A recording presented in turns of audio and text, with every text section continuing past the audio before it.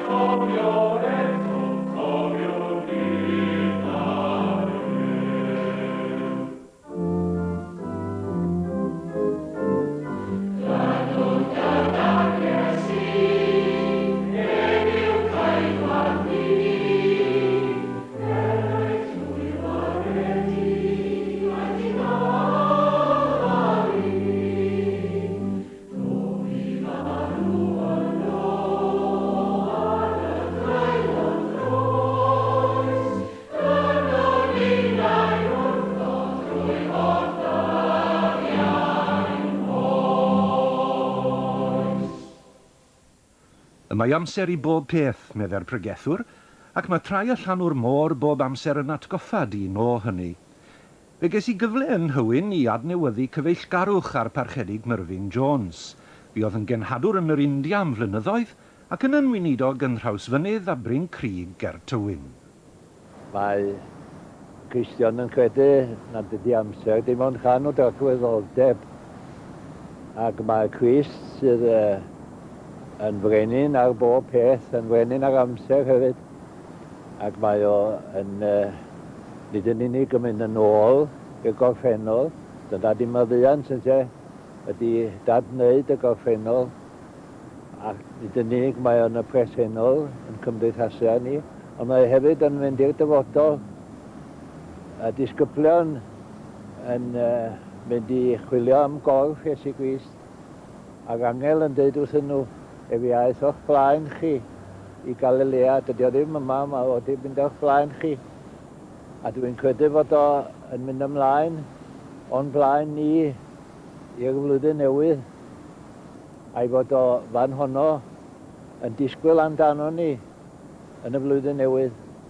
Pan oeddwn ni'n teithio yn y jungle ers talwm, mi fydda gyda ni ambell I daith go bell, ac mi fydda ni'n teithio am oriau bwy gilydd, a mi fydda rhywun yn mynd o'n blaen ni ac yn paratoi ar y ffordd I wneud bwyd I ni yn y jungle, dewis I lecyn, fydda ni'n lle bysaf o, rhyw lecyn cyfleus, ac yn paratoi reis, berwi reis mewn bambŵ,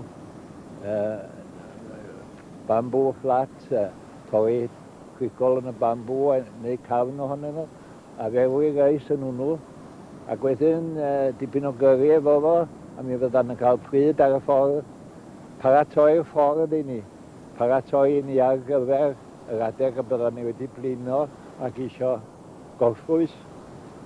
Dwi'n credu fod y Crist yn gwneud hynna I ni hefyd, I fod o yn paratoi gwledd I ni ar y ffordd, y bydd am ledd a bastewon y flwyddyn newydd ac yn cael ni fwynhau o ledd honno gyda go. A dyna'r meddyliau sy'n cael ei mynegu yn yr emyn I ni'n mynd I wrando yn y fe nawr o'ch eiddo chi. Ia, dwi'n credu. Profiad ydy sail pob emyn yn de. A profiad o fiesu'r hir sydd yna, yr emyn yna yn de.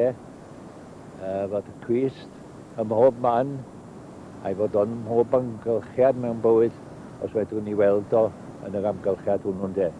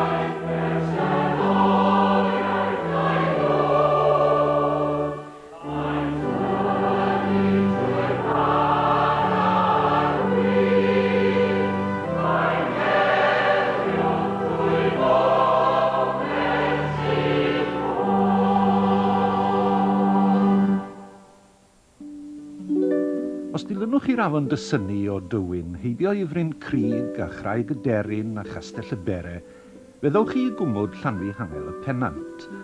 Ardal sydd wedi chysylltu'n rhamantaidd am byth a stori Mary Jones, a anwyd mewn bwthyn heb fod ymhell o eglwys Llanfi Hangel. Ganwyd Mary yn y flwyddyn 1784, a'i rhieni Jacob a Molly Jones yn anllythrennog. Sefydlwyd ysgol gan y parchedig William Hugh yn Abergynolwyn, a gaeth Mary yno'n ddisgybl mwyn iddi allu darllen y Beibl yn y Gymraeg. Yr arglwydd yw fy megael. Ond un peth oedd dysgu darllen, peth arall oedd gael Beibl ei hunan. Gwyddai y byddai Beibl gan Thomas Charles yn y Bala, ond roedd yn rhaid iddi hel ei harian am 6 blynedd gyfan cyn fod ganddi'r 3 swllt a 6 cheiniog oedd angen i brynu Beibl. Yn 15 oed, cychwynodd ar ei thaith o Llanfi Hangel y Pennant i gartre Thomas Charles yn y Bala. Roedd yr arian ar gyfer y Beibl ganddi, yn ogystal â bara a chaws i'w chynnal ar y daith hir a blin dros y mynyddoedd ac ar hyd y dyffrynoedd. Roedd y pellter yn rhyw 5 milltir ar 20, ac feddwedir i'r ferch ifanc i gerdded mewn diwrnod. Yn ôl yr hanes, fe gerddai'n droed noeth, ond o bosib mae rhan o ramant y stori yw'r hanes hwnnw. Yn ôl traddodiad, dim ond un Beibl oedd ar ôl gan Thomas Charles, ond fe gafodd Mary hwnnw, Ac yn ôl rhai hanes Mary Jones, sbardinodd Thomas Charles i fod yn un o sylfaenwyr y Gymdeithas Feiblaidd Britanaidd a thramor yn 1854. Y gymdeithas a geisiodd sicrhau Beibl i bawb o bobl y byd. Yn ôl i Lanfihangel y Pennant o'r Bala'r Aeth Mary Jones yn ysgafn i throed a llawen i chalon. Mi fuodd hi fyw tan oedd hi'n 88 oed a'i chladdu yma yn mynwent Bryn Crug. Perthyn i oriel y pererinion yma Mary Jones, rheini y canodd o emloi dolgellau iddyn nhw, diysgog i'w ei ffydd, a rhag pob ofn yn rhydd, ymlaen ra nos a dydd, fel gwir bereryn.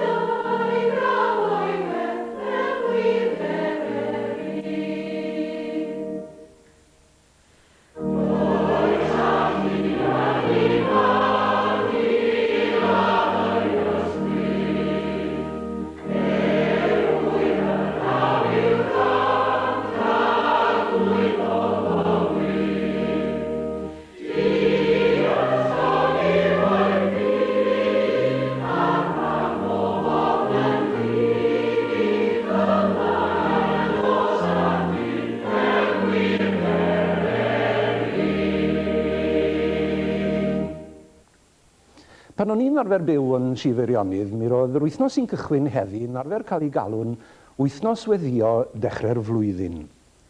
Dewch i'n nynnu nawr ymuno gyda chôr Brod y Synnu i weddio dros De Affrica, a thôn sydd wedi poblogeiddio achos De Affrica yn ddiweddar, Chosi Sikelele.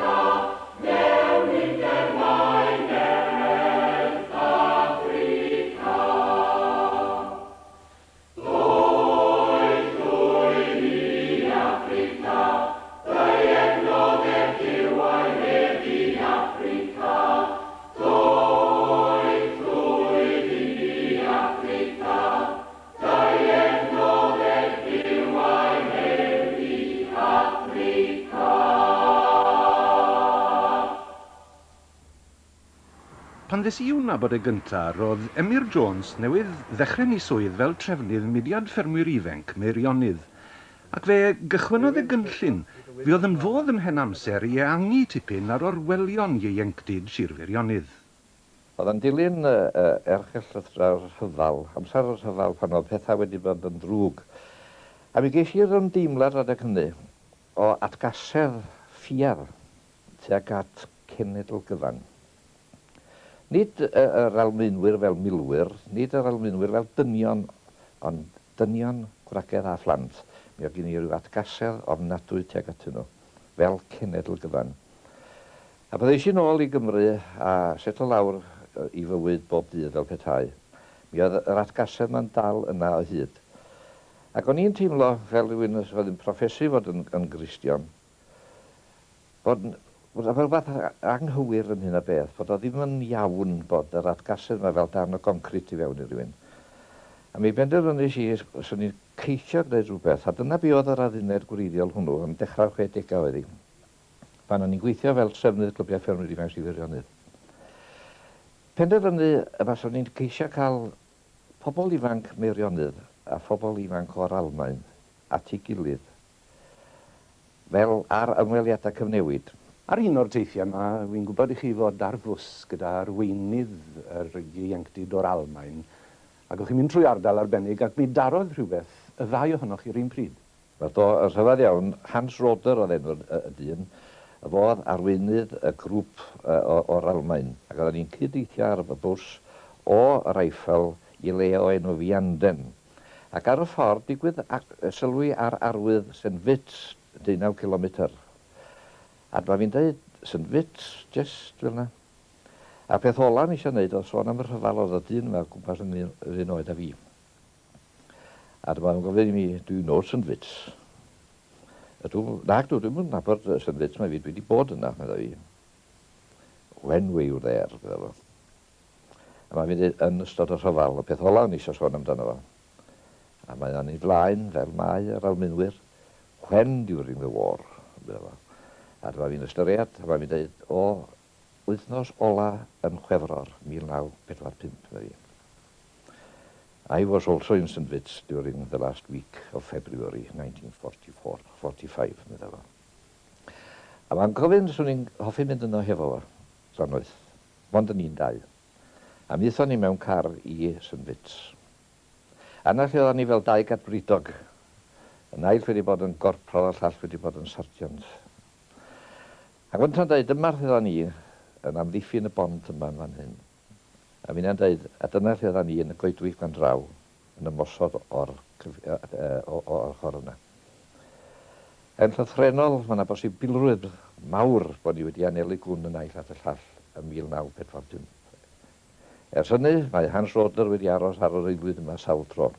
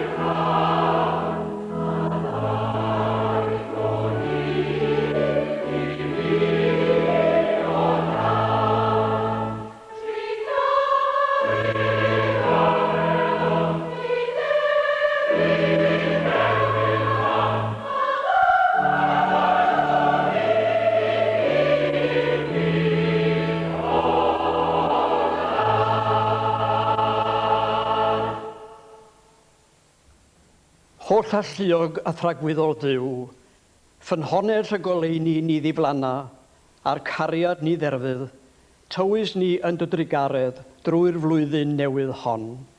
Gras ein harglwydd Iesu Grist, a chymdeithas yr ysbryd glân, a fydd o gyda ni yn wastadol. Amen.